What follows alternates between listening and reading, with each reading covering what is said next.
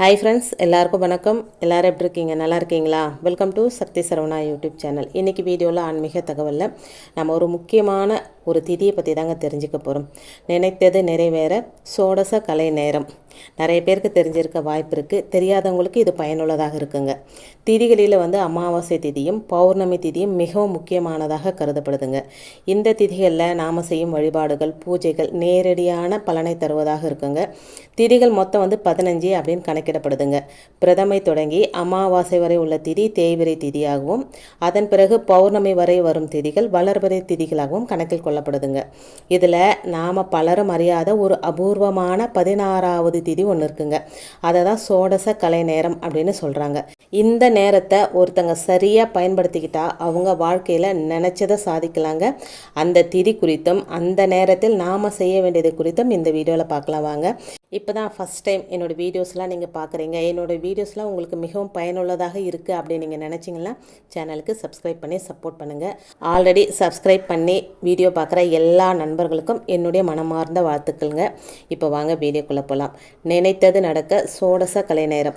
இந்த சோடச கலை நேரம் அப்படின்றது திதிகளில் 16வது திதி அப்படின்னு அகத்தியர் கூறுவதாக சொல்லப்படுதுங்க.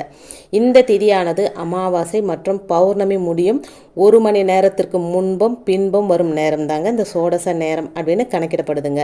இந்த நேரத்தை யாராலையும் அவ்வளவு துல்லியமாக கணக்கிட முடியாதுங்க. ஏன்னா அந்த 2 மணி நேரங்களில் ஏதாவது ஒரு 5 நிமிஷம் மட்டுமே சோடச கலை நேரம் வரும். அந்த நேரம் எது அப்படின்றத யாராலையுமே கணக்கிட முடியாதுங்க. இன்றைய தினம் பௌர்ணமி திதியானது மாலை 6:50 முடிவடையுதுங்க. இந்த திதி முடிவதற்கு 1 மணி நேரத்திற்கு முன்பே பூஜை அறையை சுத்தம் செய்து விளக்கேற்றி வச்சுருங்க. இந்த பௌர்ணமி திதி முடிவதற்கு 1 மணி நேரத்திற்கு முன்பாகவே பூஜை அறையில் ஒரு துணியை விரித்து வடக்கு திசை நோக்கி அமர்ந்து தியானத்தில் நீங்கள் ஈடுபடணுங்க.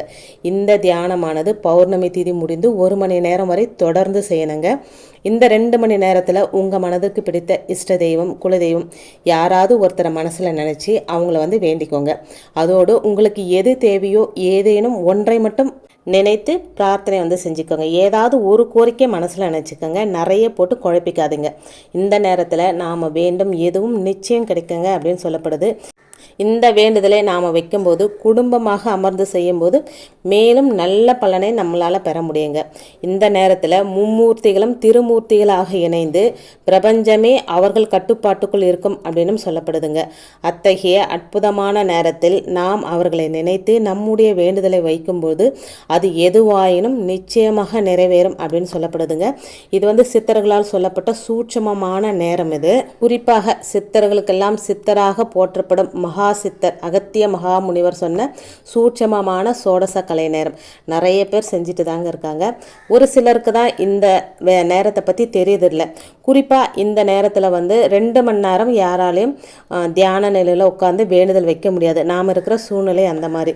அதனால் வீட்டில் இருக்கிறவங்க உங்களால் செய்ய முடியும்னா நீங்கள் 2 மணி நேரம் அந்த திதி முடியறதுக்கு முன்னாடி 1 மணி நேரம், திதி முடிஞ்சு அதுக்கப்புறம் 1 மணி நேரம், 2 மணி நேரம் 2 மணி நேரம் நம்மளால் உட்காந்து பூஜை அறையில் தியானத்தில் இருக்க முடியாது அப்படின்னு நினைக்கிறவங்க நீங்கள் ஆஃபீஸ்லேயே இருந்தால் கூட இந்த 2 மணி நேரத்தையும் மனசுக்குள்ளே ஏதாவது ஒரு கோரிக்கை வச்சுட்டு நீங்கள் தெய்வத்துக்கிட்ட பிரார்த்தனை செய்யலாங்க. மனசுக்குள்ளே பாசிட்டிவாக நினைக்கலாம். அது ரொம்ப முக்கியங்க. நெகட்டிவாக எதுவுமே நினைக்கக்கூடாதுங்க இந்த 2 மணி நேரத்தில். இப்போ இருக்கிற சூழ்நிலைக்கு நம்மளால் இதுதான் பண்ண முடியும். வீட்டில் இருக்கிறவங்க கூட அந்த 2 மணி நேரம் உட்காந்து செய்ய முடியாது தாங்க. எங்களால் வீட்டில் உட்காந்து 2 மணி நேரம் தியானத்தில் உட்கார முடியும் அப்படின்றவங்க சந்தோஷமாக உட்காந்து செய்யலாம். அப்படி செய்ய முடியாதவங்க அந்த 1 மணி நேரத்துக்கு முன்னாடி, அதாவது பௌர்ணமி திதி முடிகிற 1 மணி நேரத்துக்கு முன்னாடியே பூஜை அறையில் தீபம் ஏற்றி வச்சுட்டு ஒரு 10 நிமிஷமாவது உட்காந்து நல்லா ஆழ்ந்த தியானம் பண்ணிக்கலாங்க. உங்கள் வேண்டுதலை வச்சுக்கலாம். அந்த 10 நிமிஷத்துலேயே அந்த 5 நிமிஷம் வரத்துக்கும் வாய்ப்பு இருக்குங்க. ஆனால் அந்த 2 மணி நேரத்தில் எப்போ அந்த 5 நிமிஷம் வரும் அப்படின்றத அகத்திய மகா முனிவராலே கணிக்க முடியாது அப்படின்னு சொல்கிறாங்க. ஸோ நமக்கு லக்கு இருந்தால் நாம் உட்கார்ற அந்த நேரத்தில் கூட அந்த 5 நிமிஷம் வரலாம். நீங்கள் தீபம் ஏற்றி வச்சுட்டு ஒரு 5 நிமிஷமோ 10 நிமிஷமோ நீங்கள் உட்காந்து ப்ரேயர் பண்ணிவிட்டு, ஆனால் அந்த 2 மணி நேரமும் உங்களுக்கு என்ன தேவையோ அதை மனசுக்குள்ளேயே நினச்சிக்கிட்டு பாசிட்டிவாக நினச்சிக்கிட்டே அந்த 2 மணி நேரத்தை நீங்கள் செலவு செஞ்சீங்க அப்படின்னா கண்டிப்பாக நீங்கள் நினச்சது நடக்கும் அப்படின்னு சொல்லப்படுதுங்க. நிறைய பேர் செஞ்சிட்ருக்காங்க. இதுக்காகவே 2 மணி நேரம் ஒதுக்கி ஆழ்ந்த தியானத்தில் அவங்களுடைய கோரிக்கை வச்சு அதை நிறைவேற்றியும் வச்சுருக்கிறதா சொல்லப்படுதுங்க. நம்பிக்கை இருக்கிறவங்க நம்பிக்கையோடு செய்து நல்ல பலனை அடையலாங்க. நாம் நினச்சது நிறைவேறக்கூடியது ஒரு சில நாட்கள் நமக்கு சாதகமாக அமையுங்க. ஒரு சில நாட்கள், ஒரு சில மணி நேரங்கள். இது வந்து சித்தர்களால் நமக்கு சொல்லப்பட்டுள்ள சூட்சமமான நேரங்கள், நாட்கள். இதை நாம தாங்க சரியாக பயன்படுத்திக்காமல் இருக்கிறோம். ஒரு சிலரெல்லாம் இந்த சூட்சமமான நேரத்தையும் நாட்களையும் தவறாமல் பயன்படுத்தி நல்ல பலனை அடைஞ்சிக்கிட்டு தான் இருக்காங்க. நாமும் இந்த நல்ல நேரத்தை பயன்படுத்தி நமக்கு தேவையானதை அந்த கடவுள்கிட்ட பிரார்த்தனையாக வைக்கலாங்க. இன்றைக்கி வீடியோவில் நான் சொன்ன விஷயங்கள் உங்களுக்கு பிடிச்சிருந்தது அப்படின்னா சேனலுக்கு சப்ஸ்கிரைப் பண்ணி சப்போர்ட் பண்ணுங்கள். இந்த வீடியோவை உங்கள் ஃப்ரெண்ட்ஸ் அண்ட் ஃபேமிலிக்கும் ஷேர் பண்ணி விடுங்க, அவங்களும் பயனடையட்டும்.